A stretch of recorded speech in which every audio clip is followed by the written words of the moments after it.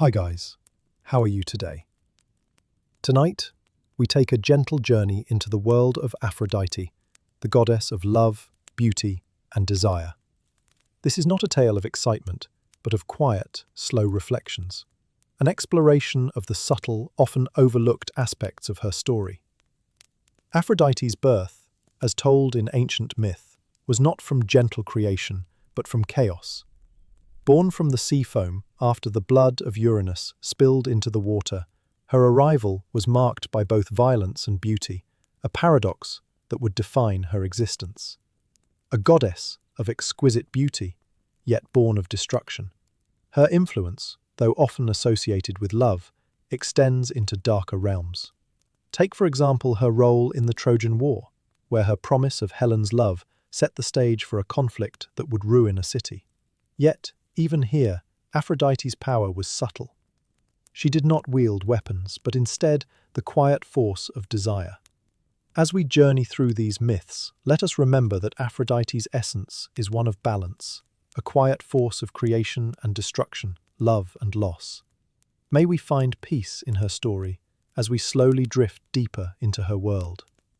If you're as excited as we are to dive into this captivating journey, make sure to hit that like button and subscribe to the channel so you won't miss out on more adventures into the past. Let's uncover the mysteries of the Greek gods together. Hit that bell icon too, so you're always first in line for the next historical adventure. So settle in, fluff your pillow, maybe light a candle. Let's dim the lights and take a deep, relaxing breath. Let us now turn our attention to the origins of Aphrodite, a story that begins not with soft whispers of creation, but with something far darker. In the quietest corners of ancient Greece, the birth of this goddess was tied to the violent and chaotic forces of the cosmos. Aphrodite did not emerge from a cradle of peace, but from a moment of divine upheaval. The myth tells us that Aphrodite was born from the foam of the sea, a vision of beauty, but the sea itself was disturbed by the blood of Uranus, her father. This blood, spilled in a violent act, mingled with the waters, and from this, Aphrodite arose. It is said that she was not born in the traditional sense, but was brought into existence through a tragic and chaotic event, one that set the stage for her complex nature. As we contemplate her birth, we might consider the nature of beauty itself. Aphrodite, born from the blood of Uranus, represents the connection between creation and destruction. Her very existence speaks to the idea that beauty, in its purest form, does not arrive untouched. It is shaped by forces, some gentle and others violent. Can something so delicate be free from the scars of its origin? Perhaps beauty, like Aphrodite herself, is a blend of contradictions, born from something dark, yet capable of bringing light. In many ways, the myth of Aphrodite's birth reveals something deeper about the world. Her arrival from the sea foam represents the meeting of two powerful forces, the destructive violence of Uranus' castration and the calm, eternal nature of the sea.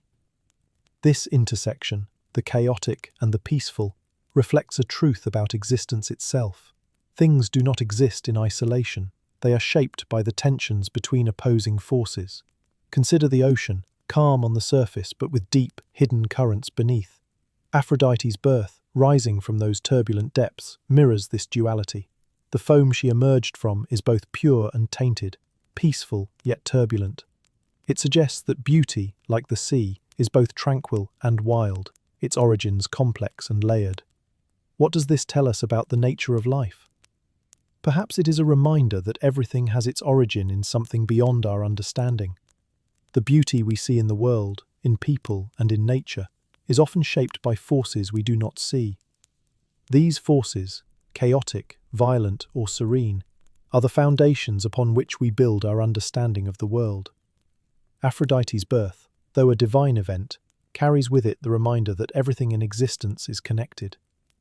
Beauty does not appear without cost, nor does creation come without destruction. As we reflect on this, we may realize that the greatest moments of beauty in our lives are often tempered with complexity. The light and the dark are not separate but intertwined, as they are in the story of Aphrodite's birth. Now let us turn our attention to a story in which Aphrodite's influence reaches beyond the realm of love and beauty and into the world of mortal conflict. This is the story of the Trojan War, an event that changed the course of history, and yet, in the quietest moments, we find that it is a story where Aphrodite's presence looms, soft and subtle, yet undeniably powerful. Though we often think of the Trojan War as a tale of heroes and battles, it is also a story where the gods themselves played pivotal roles, subtly weaving the threads of fate. Among them was Aphrodite, whose influence would prove to be both gentle and profound, shaping the war in ways that might not be immediately apparent. The seeds of the Trojan War were sown not on the battlefield, but at a banquet, one that was far from peaceful. The story begins with a golden apple given to the fairest of the goddesses. Three of them, Hera, Athena, and Aphrodite, claimed the apple for themselves. They sought the judgment of Paris, a mortal prince, to determine which goddess was the fairest.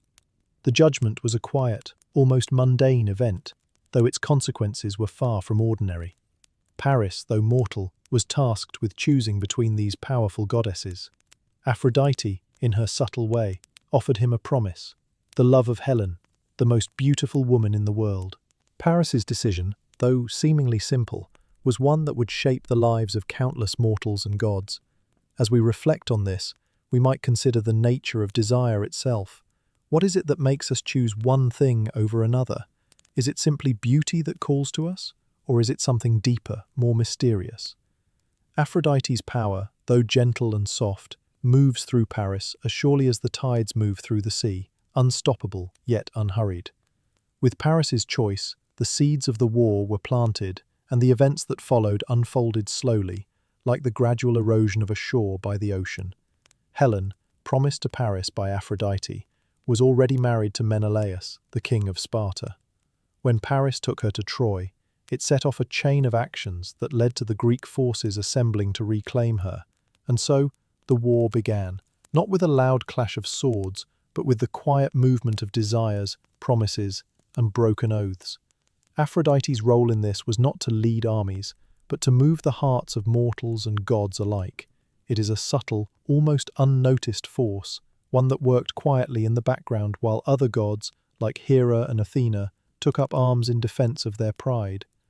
Aphrodite's influence in the Trojan War asks us to consider the power of love and beauty, how these forces can shape the course of history.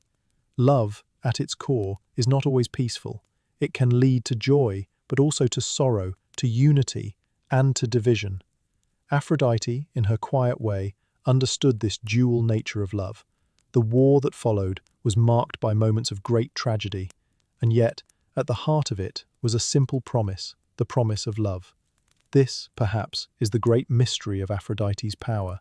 She moved not through anger or rage, but through the slow, steady pull of desire, and in this, we find that love, though soft and gentle, has the power to alter the course of destiny. As the war continued, the gods themselves became more involved, and the eventual fall of Troy was marked by great loss and grief. Aphrodite, though not a participant in the final battles, remained a constant presence, guiding the fates of the mortals she had touched. Her influence did not end with the destruction of Troy, for love is a force that endures even in the aftermath of such devastation. In the end, we see that Aphrodite's role in the Trojan War was not one of grand, heroic deeds, but rather one of quiet influence. She did not fight in the battles, but she shaped them from the shadows, moving hearts and minds, and setting the stage for the unfolding tragedy. As we drift through this tale, we may find ourselves reflecting on the subtlety of Aphrodite's power. She did not raise her voice in the halls of Olympus, nor did she lead armies into battle. Yet, her influence was undeniable. Her love, her beauty, her promise, all were quietly woven into the fabric of the Trojan War, shaping its course in ways both gentle and profound. As we continue our journey through the world of Aphrodite, we find ourselves exploring another side of the goddess. Though she is often regarded as the epitome of beauty, love, and grace, her life was far from perfect. Beneath her divine allure, Aphrodite was not without her own flaws, the same flaws that we find in the humans she so often inspires. In this chapter, we will reflect on the complexities of her relationships, her affections, and the ways in which she was, in her own way, as human as the mortals she touched. Aphrodite, though married to Hephaestus, the god of the forge, was far from faithful. Her heart, as beautiful as it was, wandered to other gods, and most notably to Ares, the god of war. Their affair, though one of the more well-known tales in the Greek myths, speaks to the quiet contradictions in Aphrodite's nature, how a goddess of love could be drawn to a god of destruction, how beauty and war could find common ground. But we must not rush to judgment. We shall explore this affair with the same calm and gentle pacing, understanding it not as a moment of scandal, but as a reflection of Aphrodite's own complexities. Aphrodite's affair with Ares is a story that speaks to the nature of love itself. Their relationship was not hidden in the shadows, though it was secretive, known only to a few, and eventually exposed by the sun god Helios. Yet even in its exposure, there is a sense of quiet inevitability. Love, in its truest form, does not follow the rules that we impose upon it. It exists in moments, in connections, in shared experiences. Ares and Aphrodite, though very different in nature, shared something that transcended the boundaries of their divine realms. Aphrodite, the goddess of love, and Ares, the god of war, two opposites, one drawn to beauty and harmony, the other to conflict and destruction. And yet their union was not one of contradiction, but of an undeniable attraction. Their love, while passionate, was not marked by the grand gestures of the gods, but by a quieter, more intimate connection. Perhaps this affair is less about scandal, and more about the subtle intersections between opposites. Aphrodite, the goddess of peace, and Ares, the god of battle, demonstrate how love can emerge in unexpected places, where gentleness and force come together in quiet harmony. In their affair, we see that even gods, in their divine perfection, are touched by the same contradictions that characterize mortal love: affection and conflict, harmony and discord. As we reflect on Aphrodite's affair with Ares, we might pause to consider what love is in its purest form. Is it ever truly free from flaws? The goddess, for all her beauty and grace, was not immune to the complexities of human emotions. She too experienced the pull of desire, the quiet longing that compels us to seek out those who, perhaps, we should not.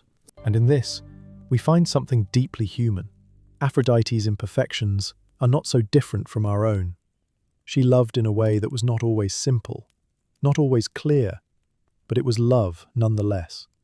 Her affair with Ares speaks to the complexity of relationships, where devotion and longing, even betrayal, exist side by side.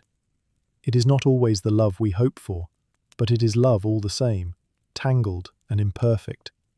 While Aphrodite's affair with Ares is well known, her marriage to Hephaestus is often less discussed. Hephaestus, the god of the forge, was not a figure of great beauty or grace. He was, by most accounts, physically imperfect, often depicted as lame and deformed. And yet, Hephaestus loved Aphrodite deeply, with a devotion that was perhaps more consistent than the passion that marked her other relationships. His love for her was unwavering, and though it was not returned in the same way, it was genuine. Their marriage, though not one of romantic passion, was one of necessity and arrangement. Hephaestus, though imperfect in appearance, was a master craftsman, creating wondrous works of art and armor for the gods. Aphrodite, in turn, was bound to him by the laws of the gods. Yet, despite their union, Aphrodite's heart strayed, and Hephaestus remained unaware for much of their marriage. This relationship, while quiet, reveals another side of Aphrodite. She was a goddess who, while capable of deep affection, was not bound by the same rules of fidelity that we might expect. Her marriage to Hephaestus, marked by a certain distance, reminds us that love and devotion are not always aligned. Aphrodite's heart, it seems, could not be confined by any one person, no matter how deeply they loved her.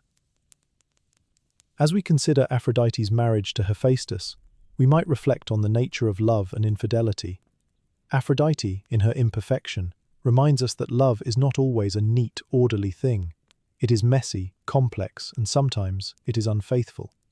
Her relationship with Hephaestus offers us a gentle lesson on the realities of human connection, how love is not always perfect, nor is it always returned in the way we might hope. But even in this, there is grace. Aphrodite's flaws do not diminish her beauty or her ability to inspire love. They only make her more relatable, more human. Her imperfections are part of the larger tapestry of her being, and it is these flaws that allow her to connect with both gods and mortals alike. Aphrodite's affairs, her love for Ares and her complex marriage to Hephaestus, offer us a glimpse into her deeper nature. She was, after all, a goddess of love, not perfection.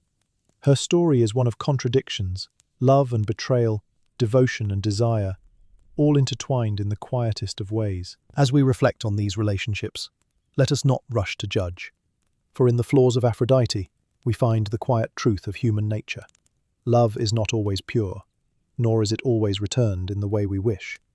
But in its imperfections, there is beauty, there is connection, and there is understanding. As we continue our exploration of Aphrodite's far-reaching influence, we come to a story that takes us into the world of mortals, a world where love and desire often carry consequences that stretch beyond what the heart can comprehend. This is the tale of Mira, a mortal woman who found herself caught in the web of Aphrodite's power, a power that, though often gentle and soft, could also bind and ensnare. The story of Mira is not one of beauty or harmonious love, but rather of the darker, more tragic side of Aphrodite's influence. In this chapter, we will walk through the events that led to Mira's fate, not with haste, but with quiet reflection, allowing the slow unfolding of this story to guide us. As we explore Mira's life, we are reminded that the love Aphrodite governs is not always without pain, and not every love story ends in joy. The myth begins in a time of silence and yearning. Mira was a princess, born into a life of privilege.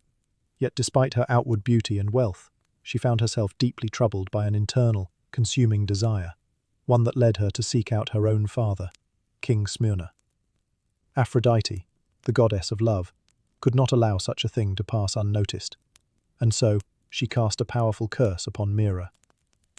Driven by an uncontrollable desire, Mira found herself falling in love with her own father. This desire was not one born of choice, but of a force much more powerful and much more tragic. Aphrodite, in her quiet, often unconsidered ways, had placed Mira in the grip of a love that could not be. The curse of Aphrodite transformed what should have been a natural affection into a dangerous and unnatural longing. Mira's fate, in this moment, was sealed by the goddess's influence. Bound by the curse, Mira's desire became an obsession. She attempted to hide her feelings, yet the pull of her love for her father became impossible to resist. In desperation, Mira sought the help of her nurse, who, unknowingly, aided her in carrying out her forbidden desire. Night after night, Mira crept into her father's chambers, where their union, although filled with hidden guilt, occurred. As with many tragic tales, the truth cannot remain hidden forever. King Smyrna, though initially unaware of his daughter's actions, eventually learned the terrible truth. He was struck with both horror and confusion, for the woman he had come to know in his bed was his own flesh and blood. Unable to bear the shame, he pursued her relentlessly. It was in this pursuit that Mira fled, running through the night until, in her desperation, she prayed to the gods for deliverance. In response, Aphrodite transformed Mira into a myrrh tree, her skin hardening into bark, her voice becoming the soft whisper of the wind through branches. As we reflect on Mira's fate, we are reminded of the complexities of Aphrodite's influence on the mortal world. Aphrodite, a goddess of beauty and love, is often seen as a force that brings people together. Yet, in Mira's story, we see the darker side of love's power, the side that does not offer harmony, but instead delivers pain and confusion. Aphrodite's power over Mira was not a force of gentle attraction, but one that twisted love into something unnatural, binding Mira to a fate that was far from her own choosing. Aphrodite's curse on Mira serves as a reminder that love, when manipulated by the hands of gods or by uncontrollable forces, can become a destructive force. It shows us that love is not always a force for good. It can be overpowering, consuming, and sometimes even tragic. In Mira's case, love did not heal or bring peace, but instead led her down a path of despair and loss. In considering Aphrodite's role in Mira's story, we might wonder about the nature of the goddess herself. Is she truly a goddess of love, or is she a force that governs the uncontrollable pull of desire, regardless of the consequences? Aphrodite's influence on Mira was not one of compassion or care. It was not the love of a mother or a partner, but rather an overwhelming force that did not consider the pain it caused. Aphrodite's love, in this instance, was not gentle or kind. It was overpowering, and it led Myrrha to a tragic end. In the quiet transformation of Myrrha into a myrrh tree, we find a symbol of both loss and redemption. The myrrh tree, though rooted in the earth, was not a tree that blossomed with life. It was a tree that wept resin, its bark soft but firm, its branches reaching upward in a silent, eternal lament.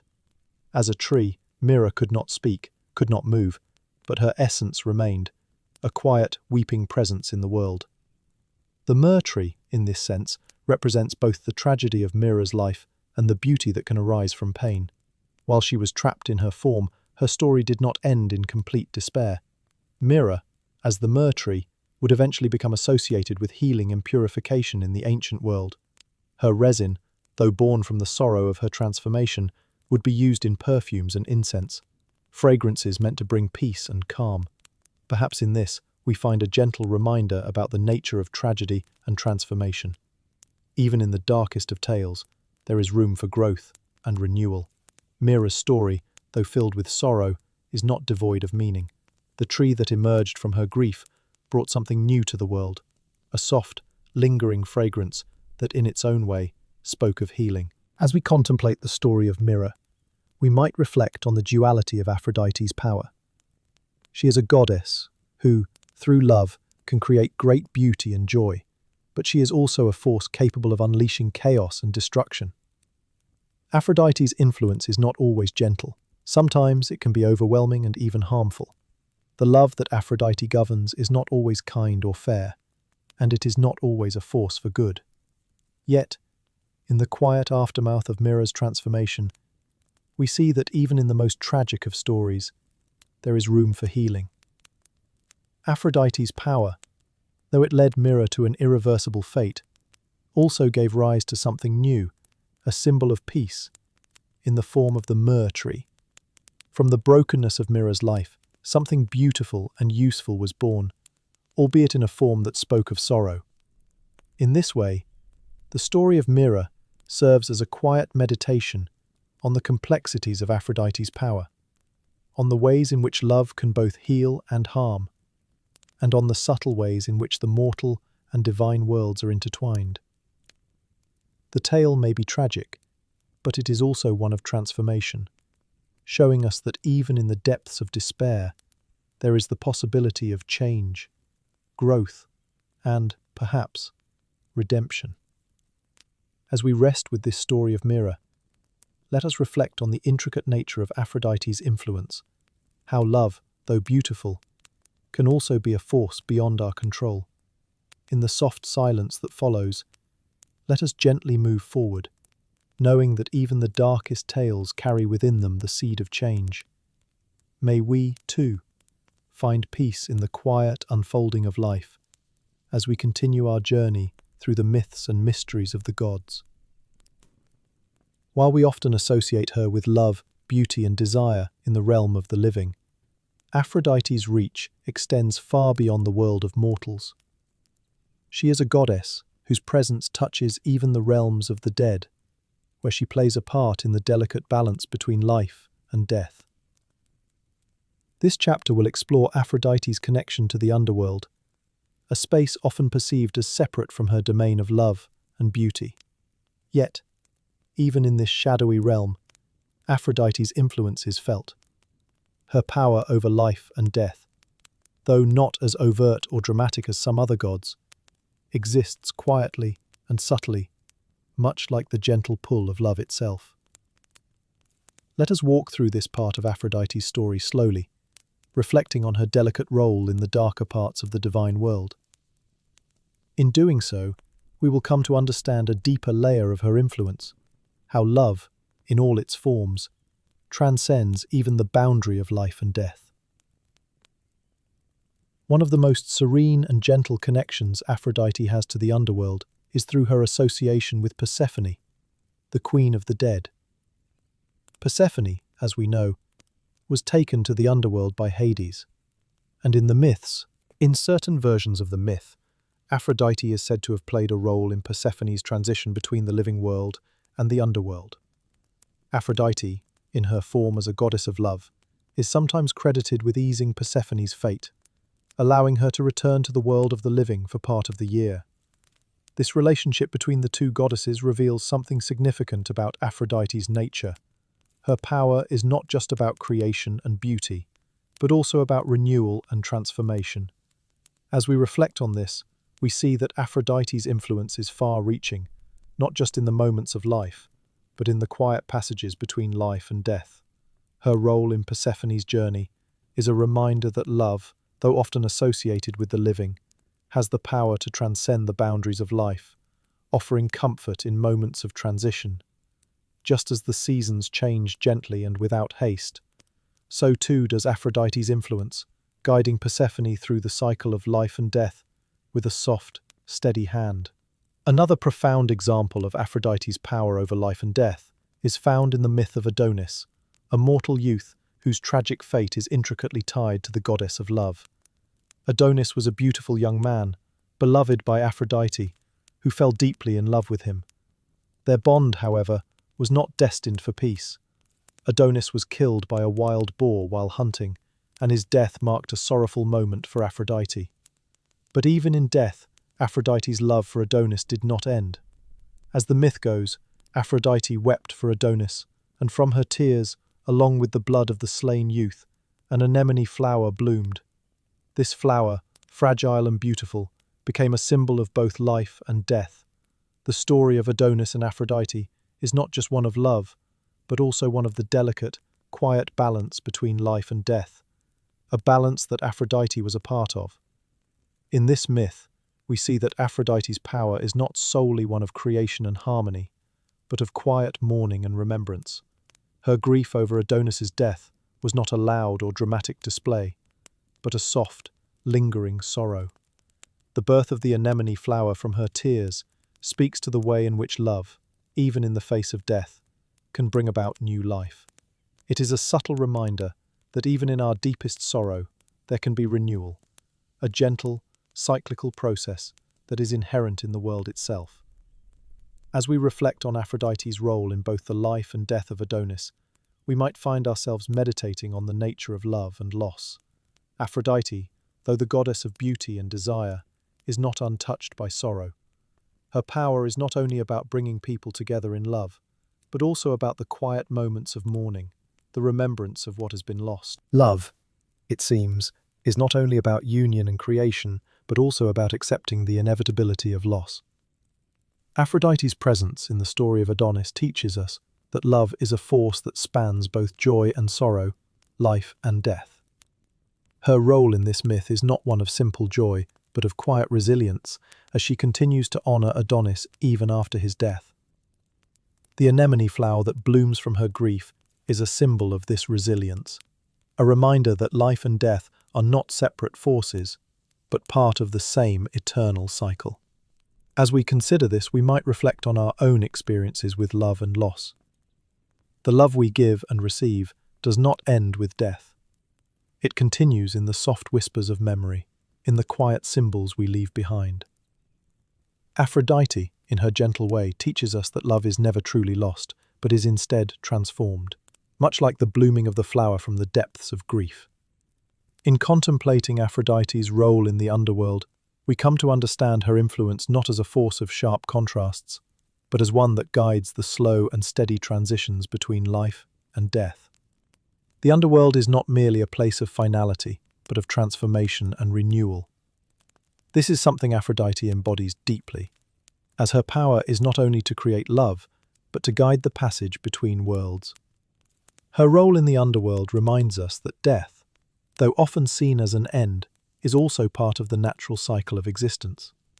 Just as the seasons shift from one to another, so too do the cycles of life and death flow into one another. Aphrodite's gentle touch in the underworld serves as a reminder that love and beauty are not limited to the living world, but are present in all things, even in death. Aphrodite, as a goddess, is often associated with light and beauty, but her influence extends into the shadows as well. Her presence in the underworld shows us the delicate balance between life and death, a balance that she, in her quiet and gentle way, helps to maintain. Love, in all its forms, is a force that transcends the boundaries of the living world, reaching even into the realm of the dead. As we rest in this understanding, let us reflect on the quiet, enduring nature of Aphrodite's power. She is a goddess of love, yes, but also of transformation, of cycles, and of the quiet passage between life and death. Her role in the underworld is a gentle reminder that love is not confined to any one realm, but flows through all things, gently guiding us through both life and the afterlife. As we come to the closing chapters of our journey through Aphrodite's world, we pause to reflect on the dual nature of this goddess. Aphrodite, the goddess of beauty, love, and desire, is often seen as a figure of grace and harmony. But there is another side to her, a side that speaks to the more chaotic and destructive forces of life. In this chapter, we will gently explore the balance between these two aspects of Aphrodite, how the goddess of love can also be the force behind destruction, and what this duality tells us about the nature of beauty, love, and the world itself. Aphrodite's beauty is undeniable, yet it is not the only force she wields. Her power, though gentle and inviting, can also lead to outcomes that are not always peaceful. This chapter will consider how Aphrodite embodies both creation and destruction, showing us that the two are often intertwined. Her love can bring people together, but it can also tear them apart. In this quiet exploration, we will seek to understand this delicate balance. Aphrodite's beauty is a central part of her identity, one that captures the hearts of gods and mortals alike. It is the beauty that gives birth to love, that sparks desire, and that creates bonds between people. Yet this very beauty can also be the source of great conflict. The myth of the Trojan War, for example, reveals how Aphrodite's gift of love, her promise of Helen's heart to Paris, set in motion a conflict that would destroy a city and claim countless lives. In this myth, we see how beauty, though a force of creation, can also lead to destruction. Paris, swayed by Aphrodite's gift, made a choice that set the wheels of war in motion. What began as a simple contest of beauty escalated into a tragedy of immense proportions. In this, Aphrodite's role as a goddess of beauty becomes intertwined with her role as a catalyst for destruction. The very thing that gives life to love can also destroy the peace that once existed. As we reflect on this, we may come to understand that Aphrodite's nature is not as simple as it may seem. Beauty, in its truest form, is not only about light and harmony. It is also about the forces that shape the world, both gently and forcefully. Aphrodite embodies this duality. Her beauty and love are forces of creation, but they can also bring about turmoil, jealousy, and conflict. In this, we see that love is not always peaceful. It is a complex force that can shape the course of history, both for good and for ill. What does this tell us about beauty itself? Perhaps it is a reminder that beauty is never without its complexities. It can heal and unite, but it can also disrupt and destroy. Aphrodite's dual nature shows us that the things we hold dear, love, beauty, and desire, are not one-dimensional. They are complex, layered, and capable of both bringing joy and causing pain. The duality of Aphrodite also speaks to the cycle of life itself, how creation and destruction are often intertwined, how the forces of love and beauty coexist with the darker, more destructive aspects of existence. Aphrodite, as both the goddess of beauty and destruction, is a reminder that all things in life are cyclical. Just as beauty can create, so too can it break down. Love, in its most powerful form, can build bridges, but it can also burn them. This cycle is present not only in Aphrodite's myths, but in the world around us. In nature, we see the same balance: the blooming of flowers and the quiet decay of autumn leaves, the birth of new life, and the eventual return of all things to the earth. Aphrodite, with her dual nature, reflects this natural rhythm, one where creation and destruction are not opposites, but parts of the same continuous flow. As we pause here, we may find ourselves reflecting on the balance between creation and destruction in our own lives. Aphrodite's duality teaches us that love, beauty, and desire are forces that shape our world in ways we may not always understand. They are not simple, and they are not without their complexities. But in this, there is a quiet beauty, a beauty that is ever-changing, ever-shifting, and ever-present. In the quiet contemplation of Aphrodite's nature, we are reminded that all things, even love and beauty, come with their contradictions. They are not just forces of light, but also of shadow. And it is this balance, this gentle interplay between creation and destruction, that gives depth and meaning to our world. Thank you for joining us. Rest well, take care of your beautiful self, whatever that means to you, and until next time, good night.